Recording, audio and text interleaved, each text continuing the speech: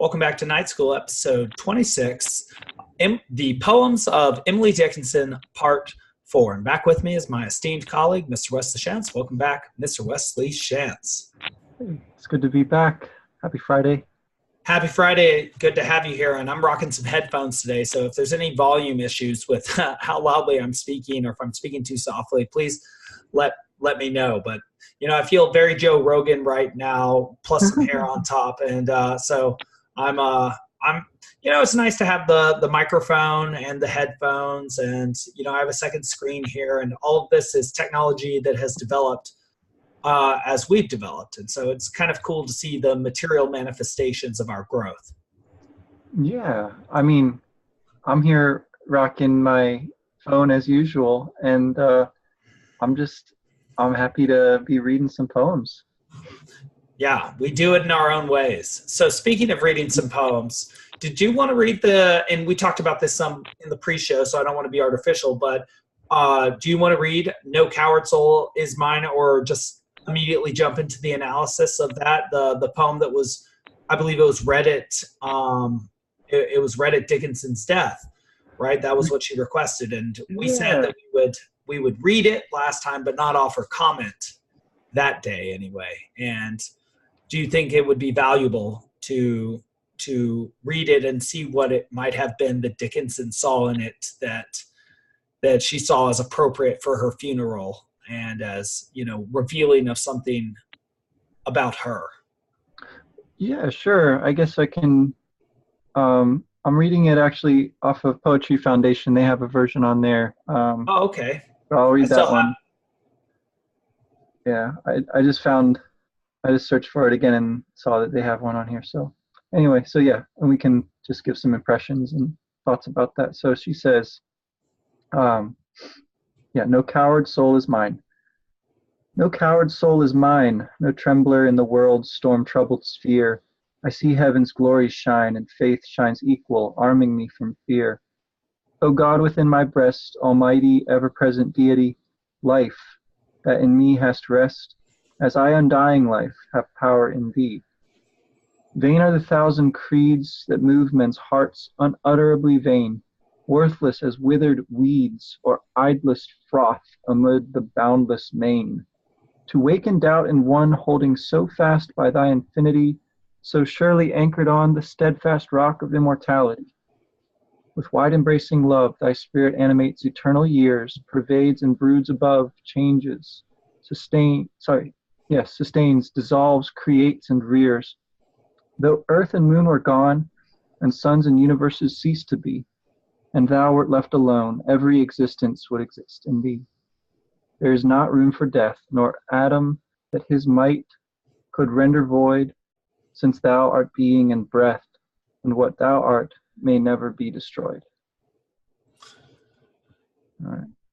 Yeah, well, you know, just several things about that. The language of God and deity and thee capitalized and unutterably vain, it's all highly biblical sort of Christian imagery, but it's mixed also, you know, also with these notions of infinity and immortality, steadfast rock, which are metaphors which go beyond simple Christian, but embrace the mythologically generally, but embracing love, the spirit capitalized, pervading and brooding, like the spirit that was above the abyss before the creation of the world, changes, sustains, dissolves, creates, and rears. It seems like the process of nature. See, we have also, though earth and moon were gone, suns and universes, and thou wert left alone, every existence would exist in thee. So sort of an idea of like the great pleroma, sort of a Dantist idea that all exists within a divine plan or cosmos, ordered whole.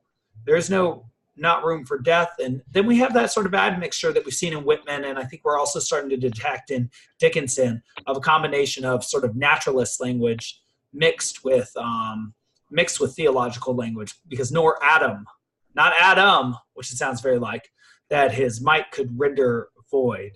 Thou art being and breath. Being and breath, you know, that's existentialism, and well, you know, the breath, the prana, the suke or the pneuma in the Greek, the anima in Latin, the spirit, that which flows through the being, that which flows in the same way, and what thou art may never be destroyed. It seems like it's sort of an encomium to the soul, extra the institution of Christianity,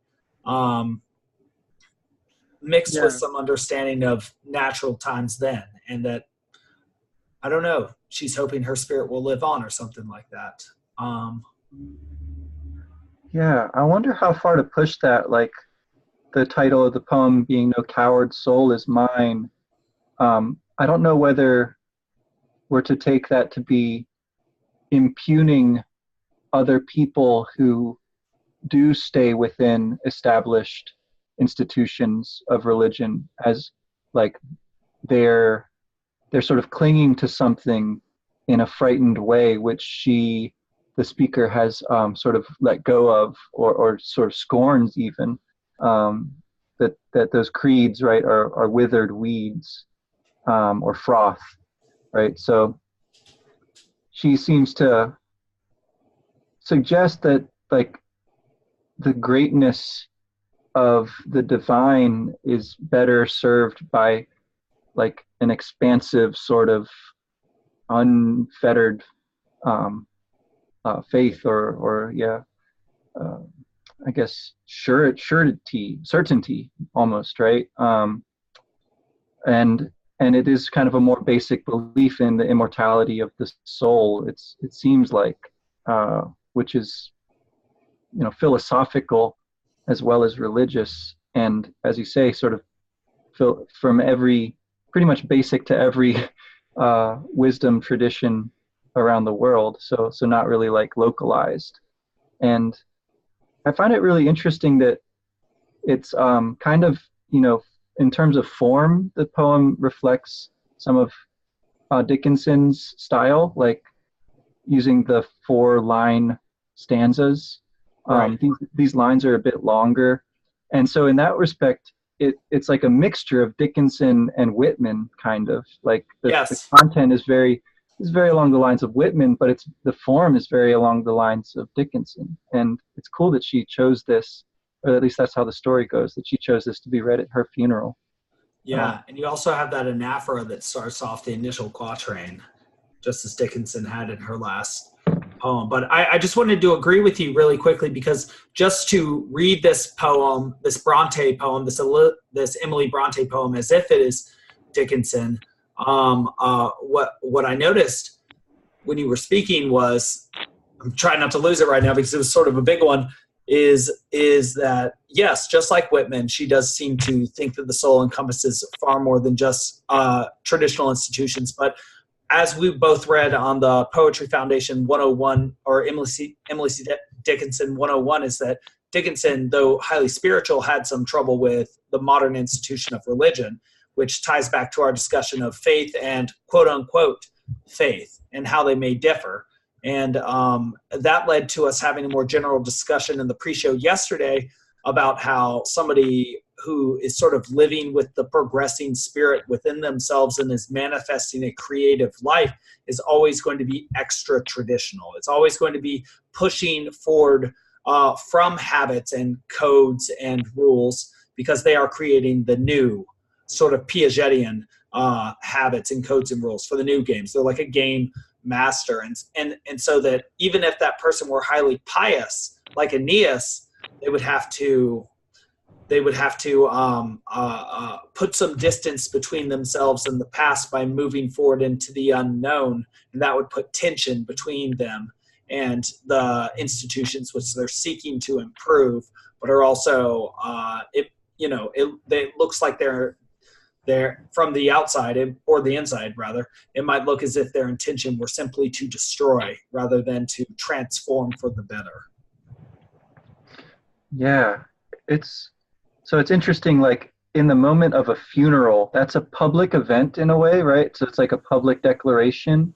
But on the other hand, the whole public is gathered there to defer to this one individual. And it's an extremely private moment in that regard, right? It's like everything is sort of as they want it to be. It's their dying wish. So people tend to incline towards trying to follow those. I think it's an interesting sort of coda to a life, to choose a poem such as this to sum up in some way the belief or the striving that she might have been engaged in throughout her life. So the poems for this, the next couple of poems here seem to be really closely related to this idea. So do you want to try Some Keep the Sabbath? Let's do it. Some keep the Sabbath going to church. So you just read this last poem. Yeah. How about I read this one? Yeah. Some keep the Sabbath going to church. I keep it staying at home, with a bobolink for a chorister and an orchard for a dome. Some keep the Sabbath in surplice. I just wear my wings. And instead of tolling the bell for church, our little sexton sings. God preaches a noted clergyman, and the sermon is never long. So instead of getting to heaven at last, I'm going all along. I love that. So she's got, again, like this distinction between her and others, which I'm finding comes up quite a bit with her poetry. Before she was distinguished herself from scientists, right, and surgeons specifically. Now, so she's distinguishing herself from churchgoers. But in so far as she stays at home, she still keeps the Sabbath, right? So she's got sort of the spirit of the law, and not the that letter or the outward forms, right? So, and it's again a really playful poem, where she says that her chorister, her dome, her surplice, like all of these sort of accoutrements of the church are still there. They're just sort of incognito for her, right? A bobolink, an orchard, her wings, right? I guess she's sort of, again, like likening her life to a bird's, as we saw with her poem on the death of one of the Brontes. I think it was Charlotte. But yeah, so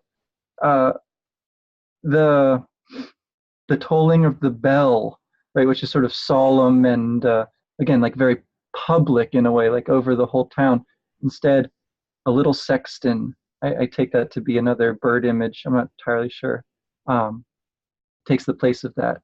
And God preaches, a noted clergyman. That sounds very Whitmanian, but maybe it's very Dickensian. The idea that instead of having an intermediary between you and God, right, is sort of collapsed there, where God himself is giving the sermon, and the sermon is short. So you get your leisure time back. You don't spend it all sitting in church and like sort of dozing off, right? And the immediacy, again, instead of like heaven being something at the end of your life, you get to be there, or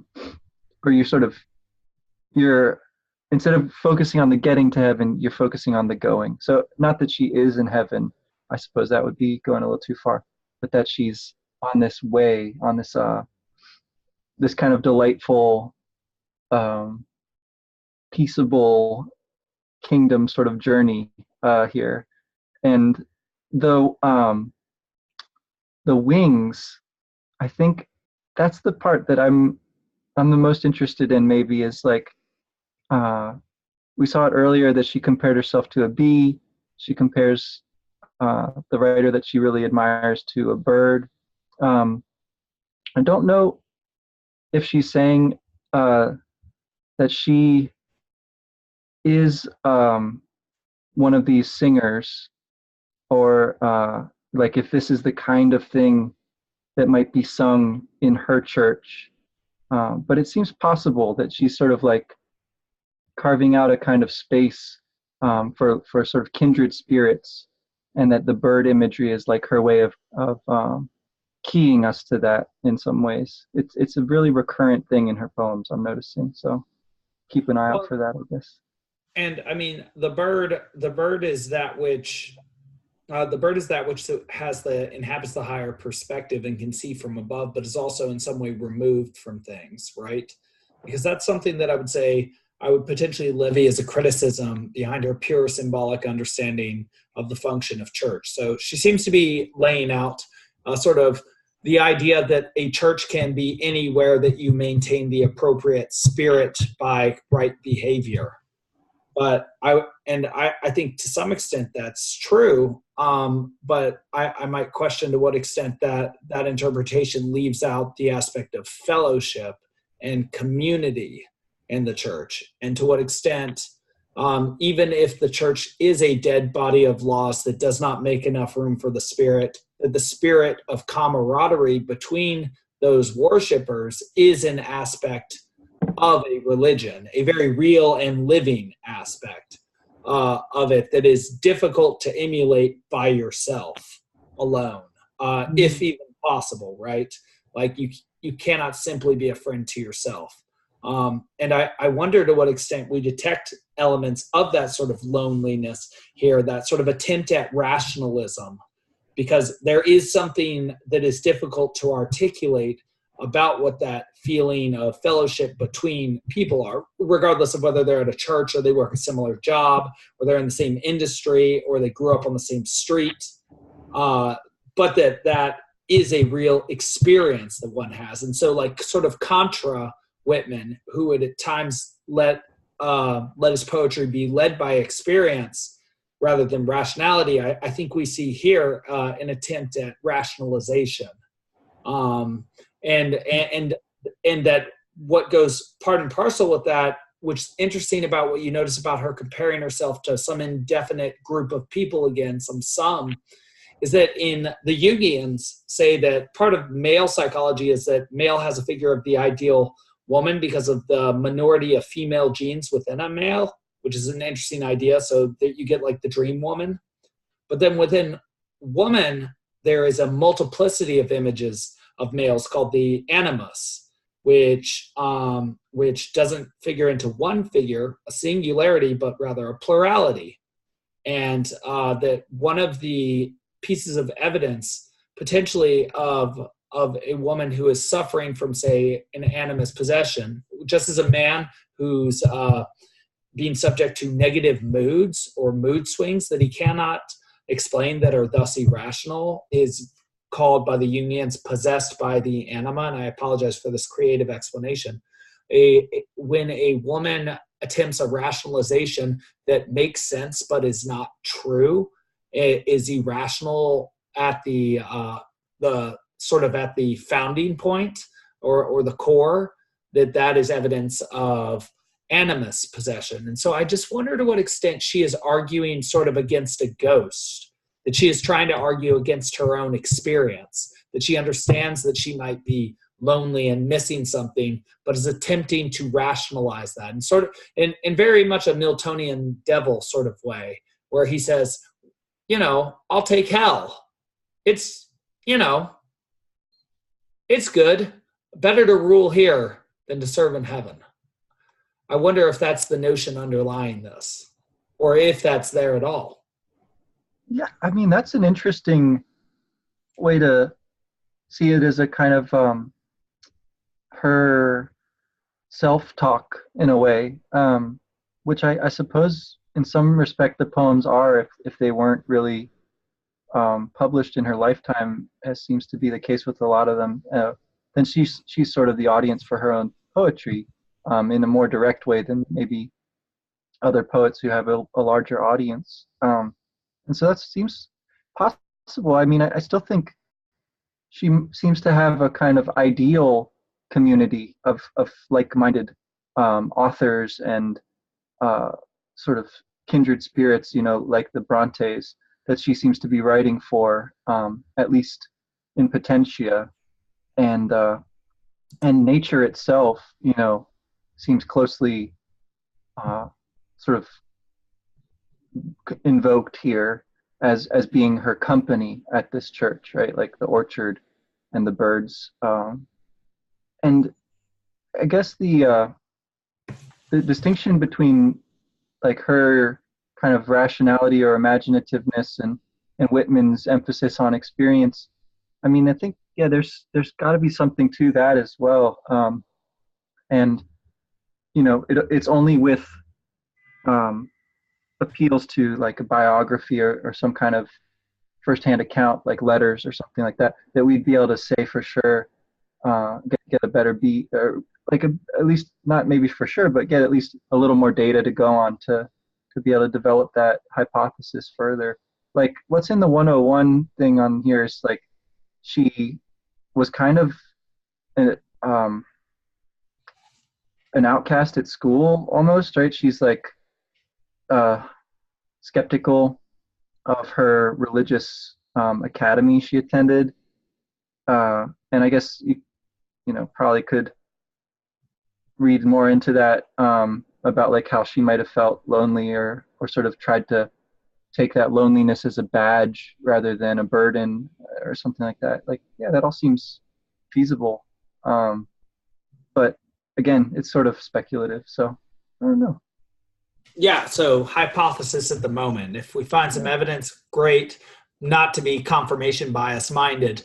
And if we don't, well, we can cast it aside. And I think that's what you have to do with hypotheses that don't fit the facts.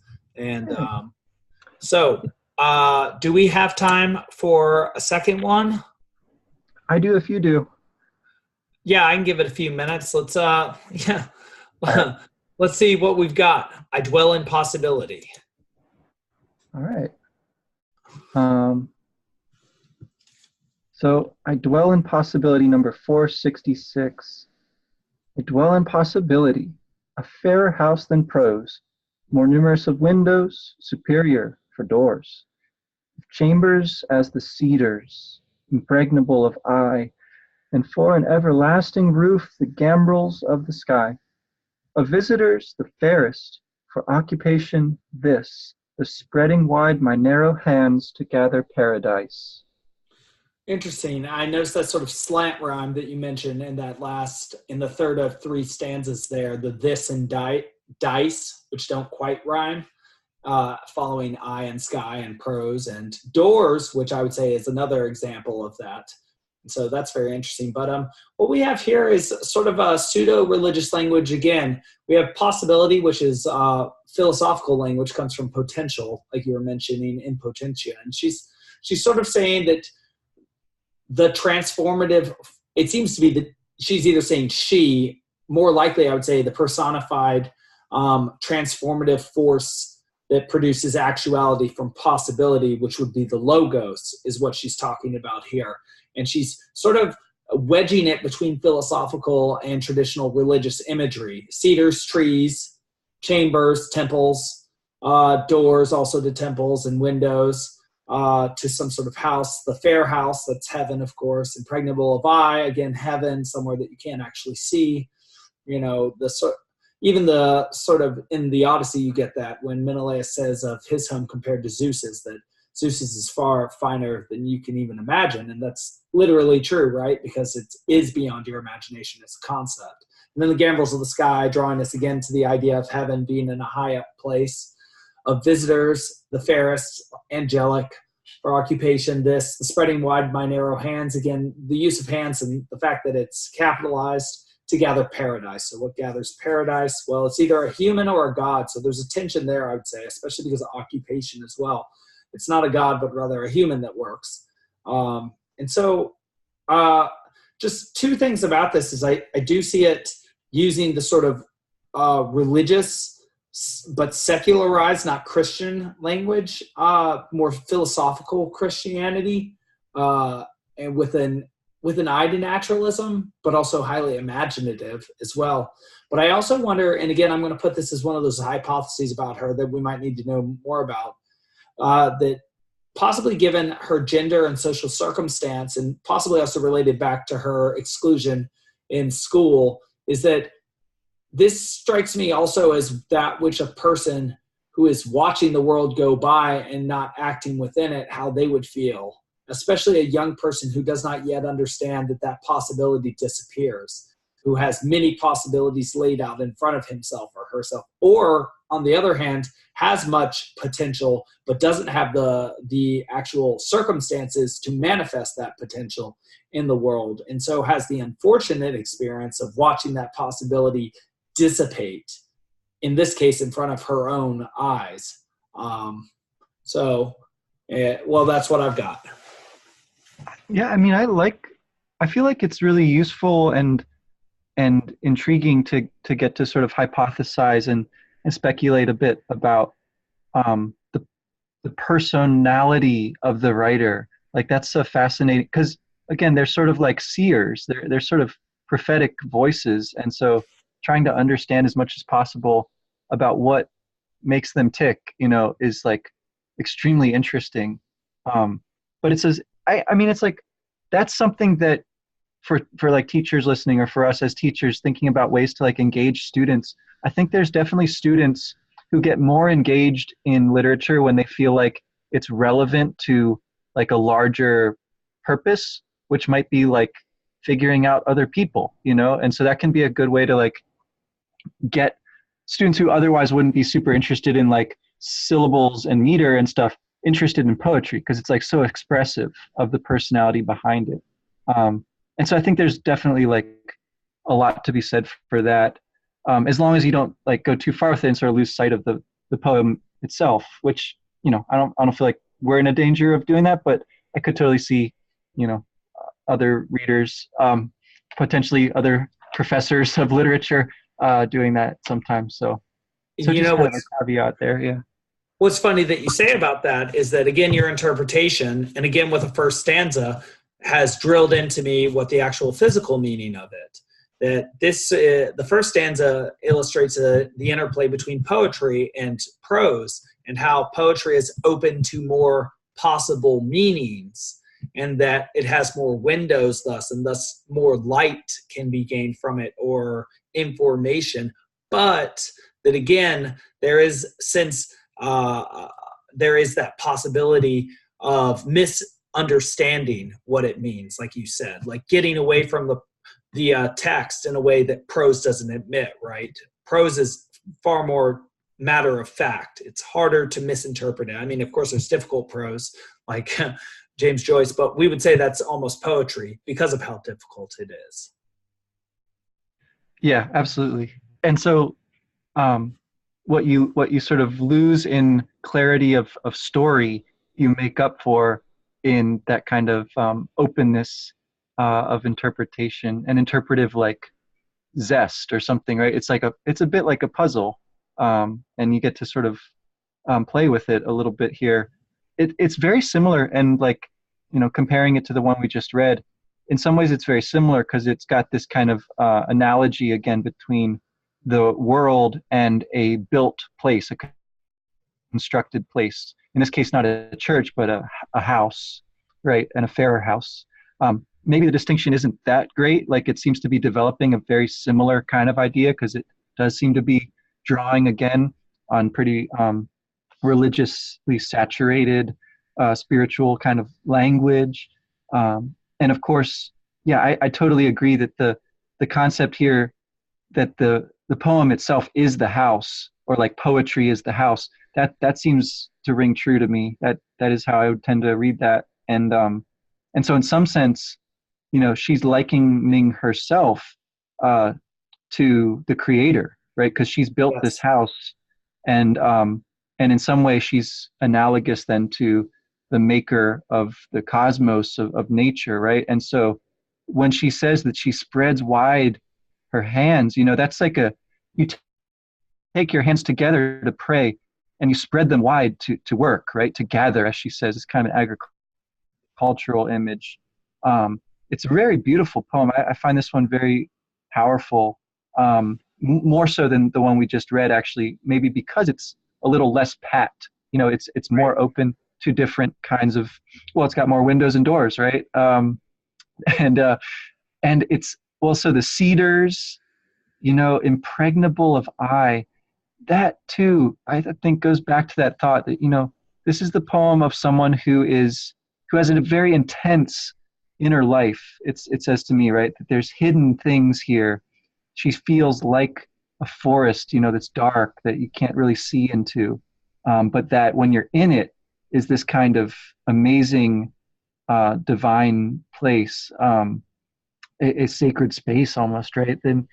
And she's got visitors there. She's not lonely, although she might be alone or something like that. She's got these visitors.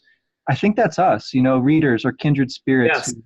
who are capable of kind of like patiently untangling some of her complexity, or seeing through the apparent simplicity, however you want to look at that. And this is, again, is her occupation. This, I love it when you just have like a single word that demonstrative pronoun is one of the most powerful words, I feel like, in the English language, because it can do pretty much anything. It can stand for practically anything else, be it any part of speech. So yeah, I think grammatically, that's like the word that gives you the most bang for your buck. So if you want to do a grammar lesson on this, this is a good poem to go with.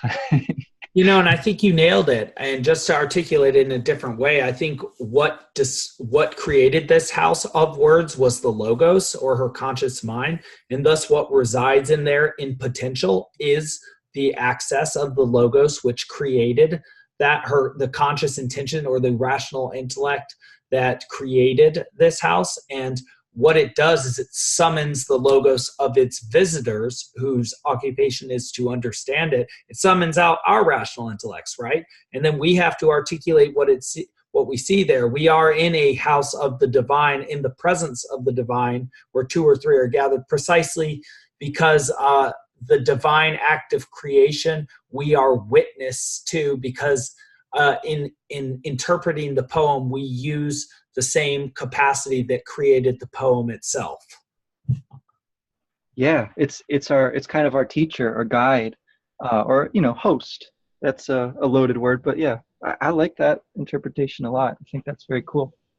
Yeah, because then it summons itself back into existence through rearticulation, and thus we get something even more from Emily Dickinson than just her being or presence, but we get to access the sort of universal understandableness or understanding nature of the intellect here, because just the fact that she used hers to create this house makes the house worthy of investigation by us, in order to understand that which the intellect can do, and to understand the meaning that an intellect can try to convey. That seems to be the ultimate thing that we are always searching for, right? The meaning of that which another intellect has made for some purpose. Right. And to take that to its furthest, like logical or whatever, and like, so then the ultimate intellect would have like a totally unfathomable purpose, which you could Right. like only continually approach but never exhaust, right? Or something like that. Yeah, that idea, that's like a conversion level idea right there. That's very powerful. And it does make sense if each human in the world is walking the path of the hero and searching for meaning, that the concept of the divine would be the agglomeration of all those paths together in some fundamental unity, right? And it's like, bang, there's the puzzle of existence. It's impossible. Have fun. But maybe it's patterned, and so maybe it is possible. And maybe I'm making a category error. Like, I mean, obviously all the details aren't possible, but maybe, it can be encapsulated within something like the yin yang, the daijutsu, or like the cross or something like that. Maybe that is the power of one of those symbols, that they make all the infinitude of reality subject to order in a symbol, and that they're so rich because everything that is compacted into there at a very low level of resolution. Yeah, well, and again, like in some sense, it's embodied as you seek to articulate it, right? It doesn't by itself like really do much, but then you have this kind of this game or this activity that you get involved with as you look at it, as you sort of confront it, and that will develop your explanatory powers and your imagination, and sort of engage you as long as and as much as you want to sort of delve into it. It will continually reveal more and more of what's there. So, well, Right. I think Yeah. I think that I should get going here, but this has been a lovely Dickinson discussion again.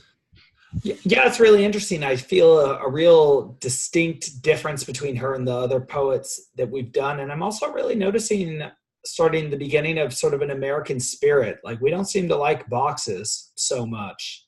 And we do seem to like our nature, and we do seem to like our individualism.